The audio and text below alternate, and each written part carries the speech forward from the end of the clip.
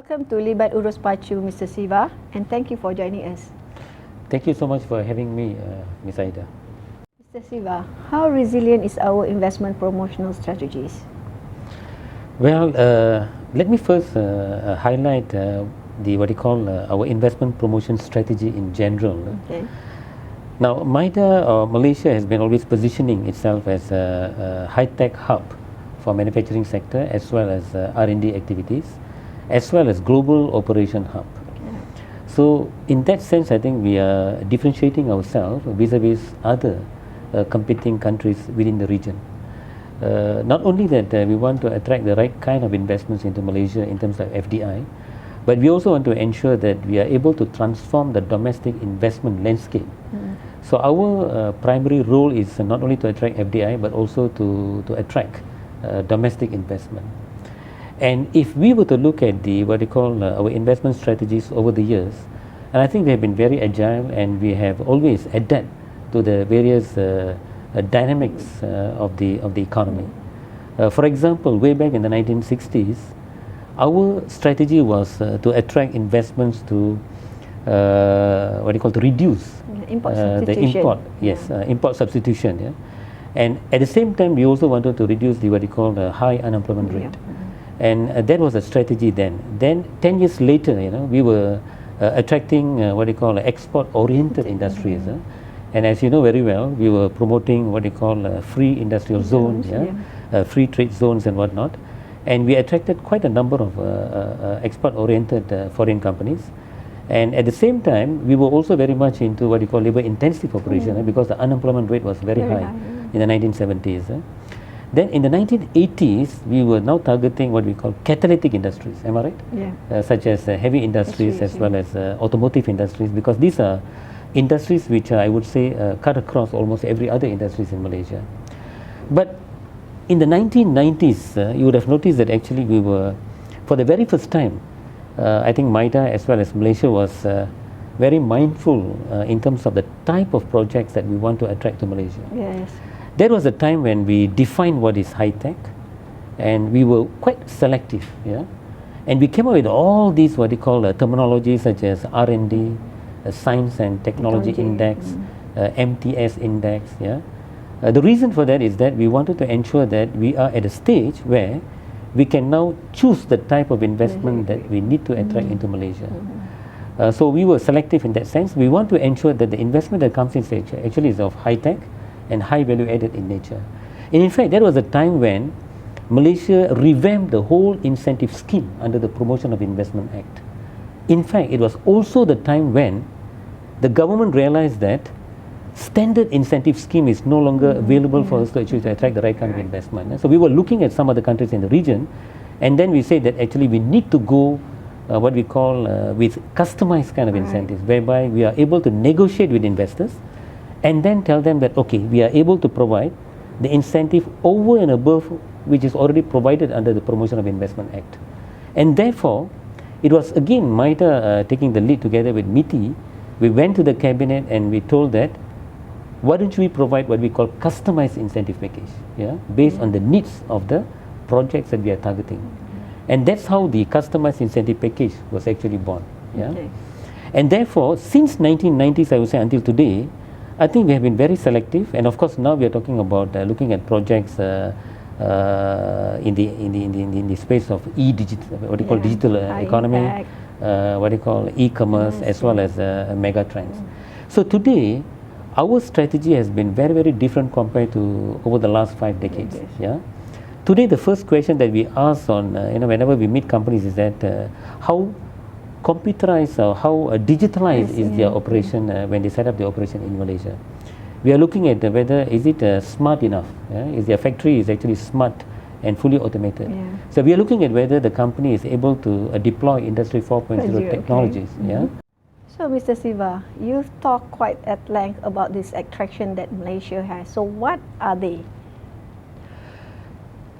I think in terms of attracting investments into Malaysia, I think we need to position Malaysia very differently compared to other countries in the region. So the unique value proposition that Malaysia are able to offer to potential investors are many. Yeah, maybe I can highlight a few. Yes. First and foremost, I think investors are looking at which is the best location there where they can actually get the maximum profit, return on investment. In that sense, you'll be very surprised to note that UNCTAD have actually ranked Malaysia as one of the countries which has highest return on investment. Yeah. What it means is that if investors are able to invest in Malaysia, they are able to get a return on investment of 17 to, I would say, maybe up to 20 to 25%. Yeah, that's number one. Very good, Number two is that if you look at our economic fundamentals, Malaysia is one of the economies in this region where the economic growth rate has been 4 to 5% over the last 10 years. Yeah, except for last year, of course, we were badly hit due to pandemic. But this year, I think the World Bank have projected that the growth rate would be in the region of 6 to 7%. Not only that, you find that actually Malaysia is located in the heart of Southeast Asia. Now, Southeast Asia itself is one of the fastest economic growth region in the world. Much higher growth rate compared to Europe as well as the US. In fact, over the last 20 years, the growth rate has been in the region of 5.2%. And in fact, the World Bank has also projected that the growth rate of Southeast Asia would be in the region of 4.9% over the next 5 years. So we are in the heart of Southeast Asia, and companies which are actually located here are able to actually to do business in the countries in Southeast Asia or Asia Pacific at a shorter period, a shorter time span for them actually to travel and then to do business. Yeah? So that in that sense, I think we are in the right location, I would say. I believe the word is a springboard to... Yes, or a gateway, I would say. A gateway yeah. For them to do business in this part of the world. Another value proposition that Malaysia offers is talent. Now, the reason for that is that Malaysia is very selective or maybe very targeted in its approach to get the right kind of investments. And therefore, you need to have the right talent. Now, one other value proposition that MIDA offers to potential investors is the ecosystem. Yeah? Currently, we are promoting 3 catalytic industries as well as 2 new growth areas. These include electrical and electronic industry, machinery and equipment, as well as chemical industries, and also the aerospace and medical devices. And if we were to look at all these ecosystem, these are quite mature, and it has all the necessary what you call industries or sub-industries for companies to actually to locate their operation here, to source locally all their parts and components, as well as also to able to actually to sell their products. And outsource actually some parts of the Exactly. Especially for the engineering and supporting industries, they are able to do it all externally rather than to do it all in-house. So this is compared to other competing countries in the region, we have a better, I would say, value proposition in that sense. So that these companies are able to actually to locate, and it's something like a plug and play kind of concept, for them to actually to operate, and of course with all the infrastructure that we have in place, so it's much easier and cost competitive for these companies actually to locate their operation in Malaysia. And it's also been supported by locally homegrown Malaysian companies. Oh yes, I think that's very important. Agreed. For example, in the again in the electrical electronics, you have Globetronics, you have Pentamasters, local companies who are able to actually supply various modules, parts and components. So it makes it much easier for these companies actually to locate the operation in Malaysia. And price competitiveness, I think, will affect that. Of course. I can give example. For example, a Holland company, a Besi APAC, who is operating in the machinery and equipment industry in Malaysia. I was told that actually 80 to 90% of their parts, components and modules are actually sourced locally. So therefore, they are able to import very small amount of very high-end products, and they're able to assemble semiconductor machinery and equipment, and able to actually to produce at a fraction of the cost if they were to do it in overseas. And another major value proposition, I would say, is the free trade agreements that Malaysia have signed. To date, we have actually rectified 14 free trade agreements, 7 which we have signed bilaterally, and another 7 is actually through ASEAN. And the market access that we are offering currently is about 3.9 billion population. And of course, the latest FTA that we have signed is RCEP, and that has further opened the market. So today, any foreign companies who are locating their investment in Malaysia, who are able to comply with the rules of origin, they are able to actually export their products, to all these markets that we have signed FTAs. And most of these markets, I think the tariff rate is actually 0 to 5%. So that is actually one of the most, how shall I say, the best offer that Malaysia can offer to potential investors who want to locate in Malaysia. Mr. Siva, I have two more things that I would like to ask you. One is about our financial services, and also the other is on our connectivity to the world. Okay, in terms of financial market, I must say that actually it's very robust. The reason for that is way back in 1996, when we had our financial crisis, I think necessary measures has been undertaken by our central bank to consolidate and also strengthen the financial sector. So companies who are actually locating their investment in Malaysia are able to tap into the financial services provided by our multinational as well as international banks, let it be whether it is HSBC, Standard Chartered, UOB banks, including our local banks. As you know, Mr. Aida, we have also signed MOU with some of these banks for us to enable to provide all the necessary services to foreign companies as well as domestic companies operating in Malaysia. In terms of connectivity, yes. In fact, we were ranked favorably by DHL recently in terms of our ability to provide fast connectivity in terms of digital as well as through logistic services, due to the availability of the various international ports as well as airports in Malaysia. So that is also very important and crucial, how shall I say, services in order for us to actually to be able to attract the right kind of investments. Because most of the companies that we are attracting currently are export-oriented in nature, and therefore the connectivity is actually very important for these companies to be able to operate in Malaysia. And we have been having a good run until last year, when we were hit by the COVID-19 pandemic. And in June, I think, last year, the PM announced the establishment of PACU, the Project Acceleration and Coordination Unit under Penjana, to expedite approvals and project implementation. How successful is PACU? Actually, I was very much involved in the discussion during the task force of Penjana, and of course this proposal was also discussed, and I was quite happy to note that when the Prime Minister announced Penjana initiative, it was also announced this PACU. As far as MIDA is concerned, actually we have always been assisting companies' implementation. I think, Ms. Aida, you know very well, because you have been in the forefront of actually getting these companies actually to implement their projects.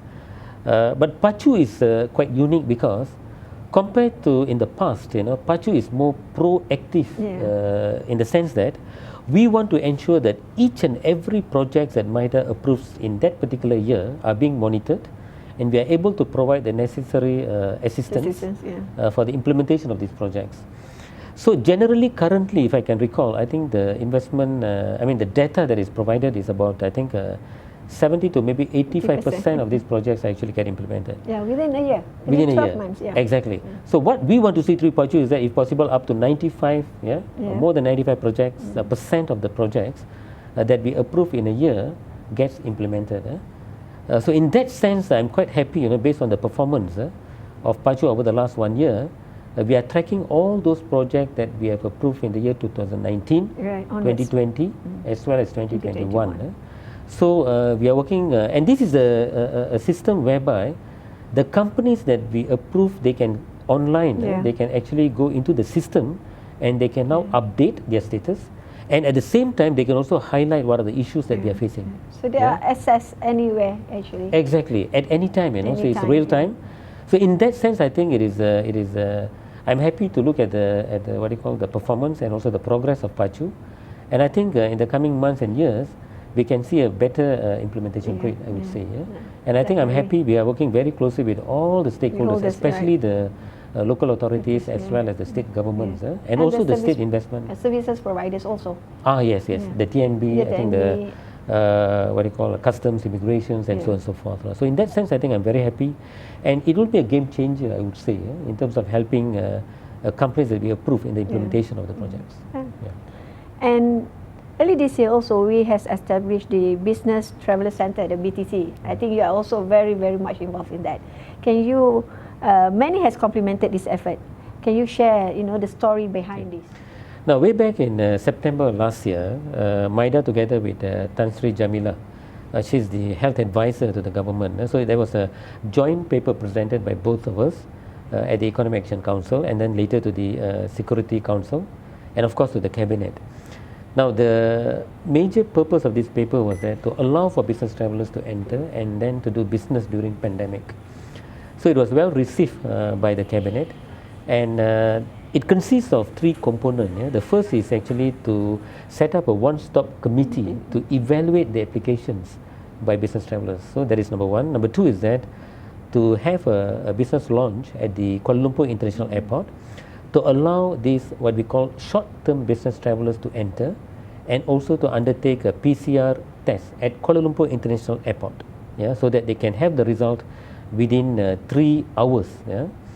And the third component of the OSC is having a dedicated website, so that the business traveller are able to get all the necessary information, the guidelines, the SOPs, and at the same time they are able to submit the application, get the notification, get all the necessary approvals, all through online. Yeah? And based on the decision by the Economic Council, then we set up what we call a task force, a very small task force in MIDA.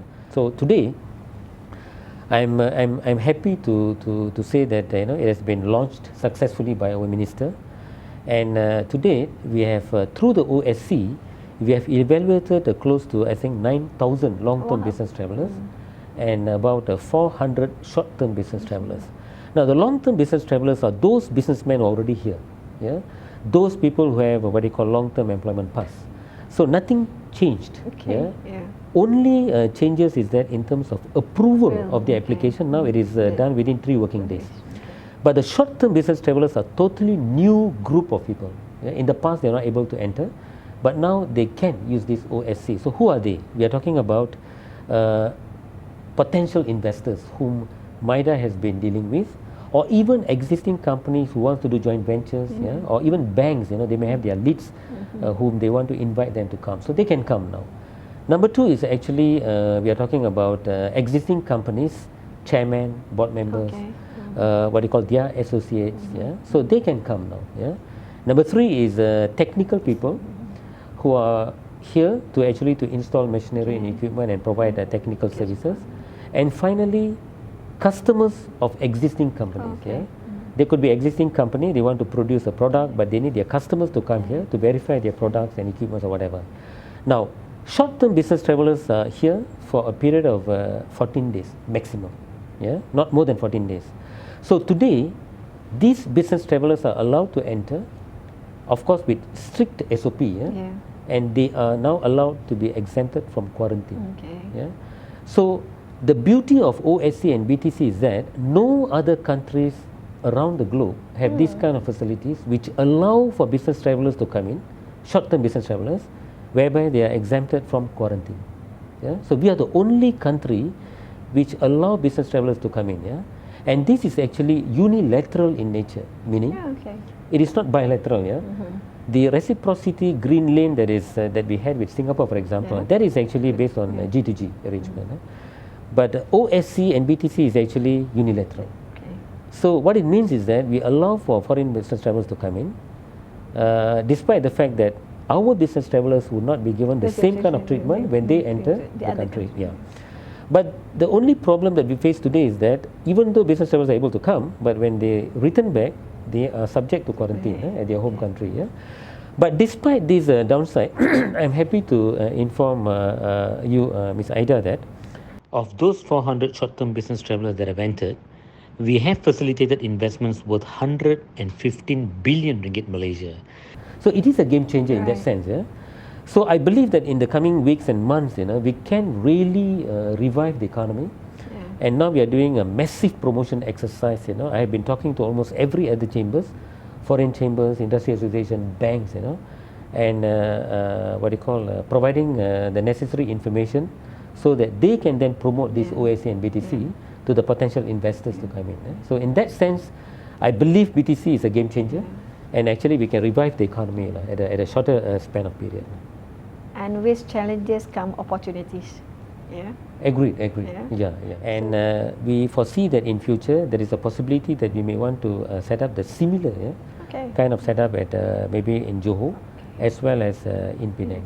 And we are also looking at the possibility of expanding the scope of OSC and BTC to allow for other type of delegation to enter. Yeah? Now we are looking at what we call, we are talking with MOTEC as well as other ministries and agencies to allow for other delegation to enter. For example, tourism, what we call golfers, for example, or scuba divers, and also to allow for events such as seminars, or business conferences. Exactly. So we are also looking at the possibility of them to actually to enter via the same kind of mechanism OSC, whereby they'll be here for less than 14 days, and they will be exempted from quarantine. So this is actually again to revive the economy. Mr. Siva, do you have any last words to say to new investors that will be watching this video to welcome them?